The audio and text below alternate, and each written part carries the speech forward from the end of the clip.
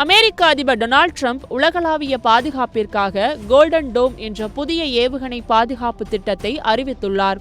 இதற்கான செலவு சுமார் $175 பில்லியன். ஆனால் சில மதிப்பீடு $500 பில்லியன் வரை செலவாகும் என்று கூறப்படுகின்றது. இந்த திட்டம் பூமியில் இல்லை, விண்வெளியில் அமையப்போகும் முதல் அமெரிக்க ஆயுதம் இது. எதிர்காலத்தில் ஏற்படக்கூடிய பாலிஸ்டிக் ஹைப்பர்சோனிக் ட்ரோன் தாக்குதல்களை விண்வெளியிலேயே தடுக்க இது உருவாக்கப்படுகின்றது. இது குறித்து ட்ரம்ப் பேசுகையில், நான் எனது வாக்குறுதியை நிறைவேற்றி வருகின்றேன், அதற்கான தொடக்கம்தான் இது என்று கூறியிருக்கின்றார். இந்த திட்டத்தை ஜெனரல் மைக்கேல் குட்லின் தலைமையிலான குழு கவனிக்கும். அவருக்கு ஏவுகணை பாதுகாப்பில் 30 வருட அனுபவம் உள்ளதாக அறிவிக்கப்பட்டுள்ளது. கோல்டன் டோம் மூலம் விண்வெளியில் வரும் ஏவுகணைகளை ரியல் டைமில் கண்டறிந்து தூரத்திலேயே அழிக்க முடியும்.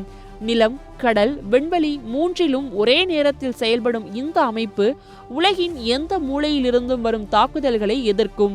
முதற்கட்ட நிதியாக $25 பில்லியன் ஒதுக்கப்பட்டுள்ளது. கனடா இதில் ஆர்வம் காட்டியது. ஆனால் ரஷ்யா மற்றும் சீனா கடுமையாக எதிர்த்துள்ளன. இது விண்வெளியை போர்க்களமாக மாற்றும் அபாயம் என்றும் உலக பாதுகாப்பை சீர்குலைக்கும் என்றும் அவர்கள் கண்டனம் தெரிவித்துள்ளனர். இது குறித்து அமெரிக்கா சொல்வது என்னவென்றால், விண்வெளிக்கே பாதுகாப்பு தேவை என்று.